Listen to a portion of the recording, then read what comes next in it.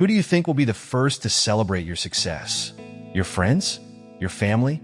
Think again. Often, the same people who doubted you, who told you to be realistic, are the ones who suddenly want a piece of what you've built. What happens when the very people who never believed in you come knocking? This time, not to mock you, but to ask for a favor. Welcome to AGS Stories, where true stories of doubt, perseverance, and sweet justice come to life. Don't forget to subscribe, and let's dive into today's powerful story. Have you ever been told you'll never amount to anything? That your dreams are too big, and you should be realistic? I have, over and over again. It wasn't just a passing comment or an offhand remark. It was a belief people had about me, as if my future had already been decided for me. My family, my teachers, even my closest friends, none of them believed I could actually do something meaningful with my life.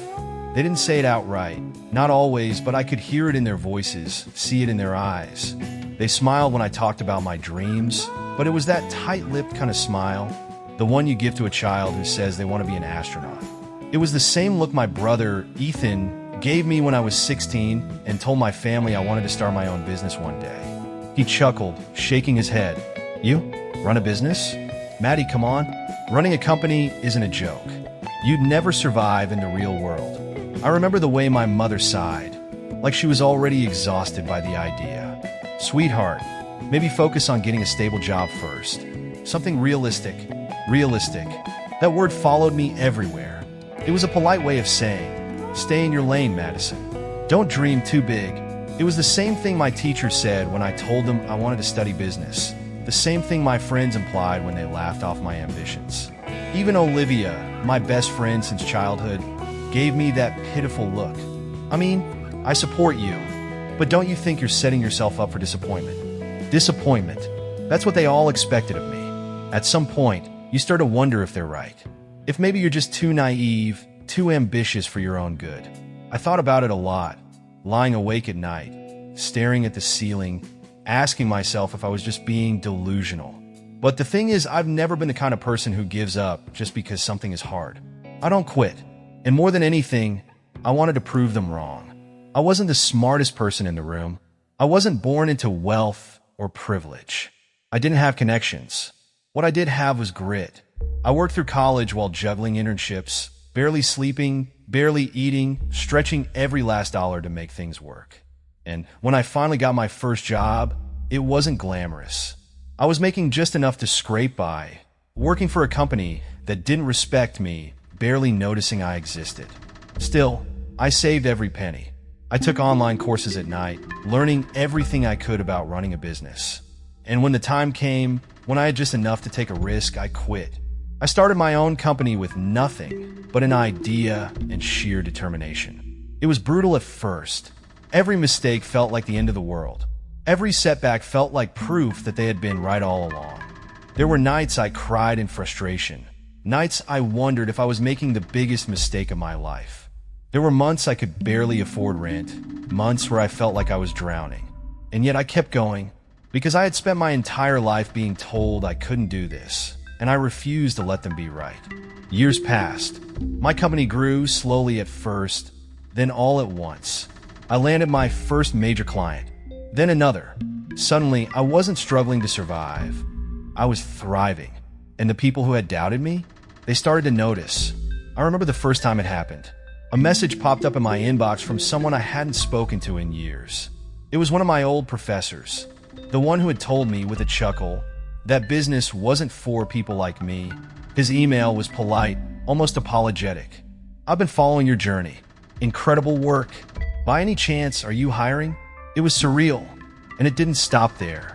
The more successful I became, the more familiar names showed up in my inbox. Former classmates, old friends, even family. The same people who had spent years telling me I would never make it. Now they wanted something from me. And then today happened. I sat in my office, overlooking the city skyline, my name etched in gold on the door. My assistant walked in, placing a stack of applications on my desk. I flipped through them absent-mindedly, until I saw a name that made my breath catch in my throat. Ethan Reynolds, my brother, the same brother who laughed in my face when I told him about my dreams. The same brother who had told me to be realistic, the same brother who had rolled his eyes when I struggled, who never once supported me, who never believed in me. And now, he was asking me for a job. I stared at his resume for a long time, my fingers tightening around the paper. I could almost hear his voice from all those years ago, telling me I would never make it. But I did. And suddenly, the same people who laughed at me wanted something from me. I stared at Ethan's name on the resume, my fingers curling around the edges of the paper, as if holding it too tightly would somehow change what I was seeing. My own brother, who had spent years dismissing my ambitions, laughing at my struggles, was now asking me for a job. I could still hear his voice in my head, condescending and amused. You? Run a business? Come on, Maddie. Be realistic. Realistic. That word had haunted me for years. I set the paper down, swallowing the lump in my throat. I shouldn't care. I shouldn't feel anything. But I did, because getting here, sitting in this office, running a company, proving everyone wrong, wasn't easy. It had been a battle, one that almost broke me. And suddenly I was back there. I was 18, sitting at the dinner table while my family talked about Ethan's upcoming internship. My mother beamed with pride. My father patted him on the back. And me? I sat quietly, twirling my fork against my plate, waiting for my moment. When there was finally a pause, I cleared my throat. I've been thinking about starting my own business. Silence. Ethan was the first to speak. He snorted. What kind of business? I don't know yet. Maybe something in digital marketing or e-commerce. I've been doing research, and I think, Madison, stop. My mother sighed, shaking her head. You don't even have experience. You should focus on getting a stable job first. Something realistic. There it was again. My father nodded in agreement. Running a business isn't a joke, sweetheart. You have to be really smart for that. The words stung more than they should have. You have to be really smart, and they didn't think I was. Ethan smirked, leaning back in his chair. Just get a normal job, Maddie. You're wasting your time, wasting my time. That's what they all thought. Years later, when I finally got my first job at a small marketing agency, I wanted to prove them wrong. I worked late, took on extra projects, tried to learn everything I could, but it didn't matter. I was invisible there, just another employee in a sea of people, another replaceable name on a payroll. The pay was barely enough to cover rent, but I saved every dollar I could, dreaming of the day I could finally take the leap and start my own company. I remember the night I told Olivia, my best friend, about my plan. We were sitting in my tiny apartment, the walls thin enough that we could hear my neighbors arguing about something stupid. I'm quitting, I told her, my heart pounding. I'm going to start my own business. She blinked at me, setting down her drink. You're serious? I nodded. She hesitated, then sighed. Look, I love you, Maddie, but are you sure about this? I mean, I support you, but don't you think you're setting yourself up for disappointment? Disappointment. I felt my stomach tighten. I know it's a risk, but I have to try. She gave me that same tight-lipped smile my mother used to give me. The one that meant, I don't believe in you, but I don't want to say it outright. I changed the subject. Starting my business was brutal. I poured every cent I had into it. I worked insane hours, juggling freelance gigs just to keep the lights on. Some days, I couldn't even afford a decent meal. I lived on instant noodles and black coffee, stretching every dollar as far as it would go. And then came the rejections. Potential clients who never called back. Investors who told me my ideas weren't good enough. Months of barely scraping by, wondering if I had made the biggest mistake of my life. One of the worst moments was at a family gathering. I had been invited to some distant cousin's wedding, and I had gone, mostly out of obligation. I was sitting at a table, picking at my food, when a relative turned to me with a polite smile.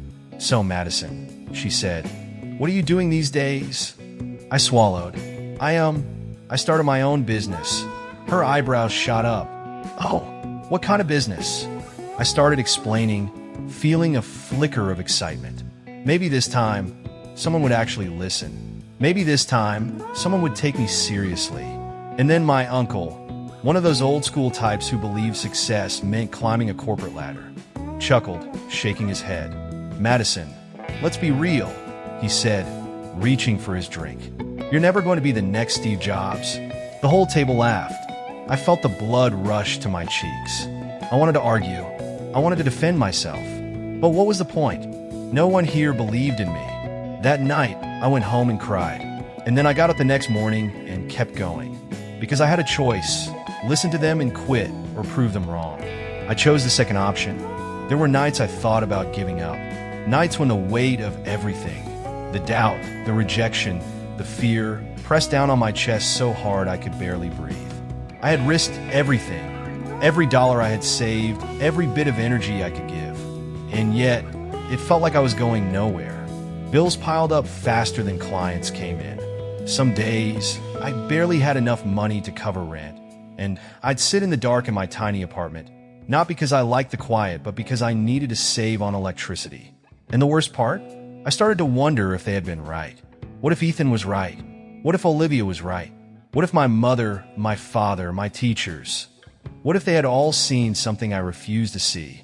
What if I wasn't meant for this? I stared at my reflection in the bathroom mirror one night, my hands gripping the edge of the sink, so hard my knuckles turned white. I looked exhausted, defeated. This isn't working, I whispered to myself. And for the first time, I allowed myself to ask the question I had been avoiding for months. What if I just quit? What if I stopped fighting? What if I admitted they had been right all along and let go of this impossible dream? Would it be so bad? Maybe I'd find a stable job. Maybe I'd finally stop struggling, stop feeling like I was drowning every single day. Maybe life would be easier. I exhaled, long and slow, and then deep in my chest I felt it, a quiet rage, a fire that hadn't burned out yet. No. I had spent my whole life being told I wasn't good enough, that I wasn't smart enough, that I should be realistic. I wasn't going to prove them right. I took a shaky breath, wiped my face, and went back to work. Because the truth was, I hadn't failed yet. And if I was going to fail, I wanted to do it on my own terms, not because I let their voices drown out my own. Weeks passed, then months. I worked harder than ever, pushing through every rejection, every moment of doubt. And then one day it happened. I was sitting in a cramped cafe, running on my third cup of coffee, when my phone rang. An unfamiliar number. I almost didn't pick up, thinking it was just another telemarketer. But something in my gut told me to answer. Hello? A man's voice came through the line, crisp and professional. Is this Madison Reynolds? I sat up straighter. Yes, this is Madison. There was a pause. Then, my name is Daniel Carter. I'm the director of marketing at Apex Media. We've been following your work, and we'd love to discuss a potential partnership. My heart stopped. Apex Media, one of the biggest players in the industry. A deal with them would change everything. I forced myself to stay calm, to sound professional, but inside, I was screaming. 2 weeks later, I walked into their headquarters for a meeting. I had never been more nervous in my life. My hands were ice cold, my stomach a twisted knot. But I reminded myself, I earned this. The meeting was intense. They asked questions, challenged my ideas, made me fight for every inch. But I knew my business. I knew my worth. And when I walked out of that conference room hours later, I had a contract in my hand. A 6-figure deal. I barely made it to my car before I burst into tears. All the years of struggle. All the nights I spent doubting myself. All the times I've been told I would never make it. And yet here I was. I did it. And suddenly, those same people who doubted me, they were the first ones to reach out. The contract with Apex Media changed everything. One deal turned into two. Two turned into 5. Before I knew it, my business wasn't just surviving. It was thriving. The late nights, the struggle, the doubt, it had all been worth it. And then, almost like clockwork, the messages started coming in. At first, it was just acquaintances. Old classmates who had ignored me for years suddenly reappeared in my inbox, their words drenched in fake enthusiasm. Hey Madison, wow, I've been following your success, so inspiring. Listen, I was wondering if you had any openings at your company. I barely had time to process the irony before I saw his name. Ethan. I hesitated before opening the email, my stomach tightening. I already knew what it would say before I even read the first line. Hey Maddie, hope you're doing well. I know we haven't talked in a while, but I saw the news about your company. So proud of you. Listen, I was wondering if you're looking for any new hires. I've been thinking about a career change, and I'd love to catch up. Proud of me. The same brother who had laughed in my face when I first told him my dream. The same brother who had spent years dismissing me, belittling me, telling me to be realistic. Now, you wanted a job? I stared at the screen for a long time, my fingers hovering over the keyboard. Part of me wanted to respond, to ask him if he remembered all the times he told me I'd never make it. But I didn't. Instead, I just closed the email, because the truth was, I had nothing to say to him. It didn't stop there. A week later, I got a call from Olivia. I hadn't heard from her in years. Not since she had given me that pitying smile, telling me she supported me, but that I was setting myself up for disappointment. Now, her voice was bright, overly cheerful, as if nothing had ever happened. Maddie, oh my God, how are you? I saw your interview on Forbes. Amazing. Listen, I was wondering if we could grab coffee sometime. I'd love to pick your brain about career advice. Career advice. The same girl who once doubted me, who had gently tried to nudge me back toward realistic choices. Now, she wanted my guidance. I could have agreed. I could have met up with her, let her talk, acted like the past didn't exist. But I didn't. I didn't have space in my life for people who only showed up when it was convenient. My parents were next. They had always been more subtle in their doubt. Never outright cruel, but never encouraging either. My mother's disappointment had always been wrapped in soft words. My father's skepticism disguised as concern. But now they were beaming, telling their friends, their neighbors, anyone who would listen about how successful their daughter was. They had rewritten the story in their heads. Suddenly, they had always believed in me. Suddenly, they had always supported me. I listened as my mother gushed on the phone to a relative. Oh yes, Madison's company is doing so well. We always knew she had something special. Always. I clenched my jaw, gripping my phone tightly. They had spent years making me feel like I was crazy for chasing my dreams. Now, they wanted to act like they had been in my corner the entire time. I should have been angry. Maybe a part of me was, but mostly I just felt tired because I had spent so much of my life waiting for them to believe in me, wanting their approval. And now that I had it, it meant nothing. So what did I do? I didn't yell. I didn't call anyone out. I didn't seek revenge. I simply moved forward. I didn't hold grudges, but I didn't forget either. Some people I let back in, some I kept at a distance, and others I left behind entirely. Because the truth was, I had nothing to prove to them anymore. They had doubted me, dismissed me, underestimated me, and yet here I was. They said I wouldn't make it, but I did. And now, I get to decide who's part of my journey. I spent so much of my life searching for validation, waiting for someone, anyone, to tell me that I was good enough, that my dreams weren't stupid, that I wasn't setting myself up for failure. But that approval never came. Not when I was struggling, not when I was building something out of nothing. It only came when I had already made it. And by then, I didn't need it anymore. That's the funny thing about success.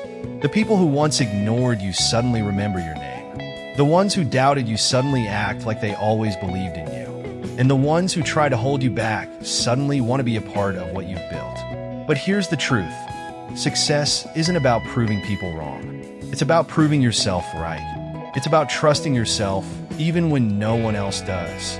It's about standing firm in your beliefs, even when the whole world tells you you're wasting your time. It's about refusing to let other people's fears, doubts, and insecurities define your future. Because at the end of the day, the only person who gets to decide your worth is you. So now I want to ask you, have you ever been told you couldn't do something? Did they tell you that your dreams were too big? That you weren't smart enough? That you weren't capable? And more importantly, did you prove them wrong? Or are you still fighting to?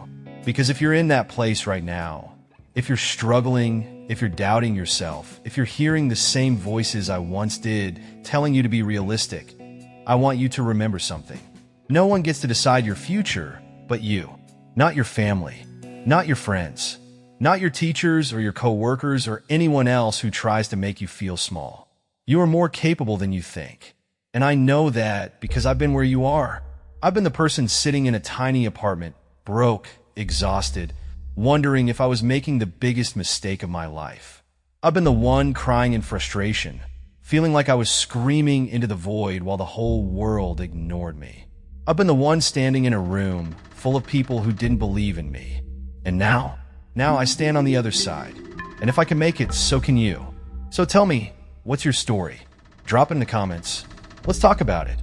Let's remind each other that we're not alone in this fight. And the next time someone tells you you'll never make it, smile. Let them think they're right. And then prove them wrong. Because at the end of the day, never let someone else decide your worth. You define your own success. And that is the most powerful thing of all. Thank you for watching today's story. Have you ever been underestimated or told you couldn't achieve something? How did you prove them wrong? Share your story in the comments below. I'd love to hear from you. If you enjoy stories of resilience, sweet revenge, and powerful life lessons, don't forget to like, share, and subscribe to AGS Stories so you never miss a new video. And remember, never let anyone else decide your worth. Success isn't about proving them wrong. It's about proving to yourself that you can. See you in the next video.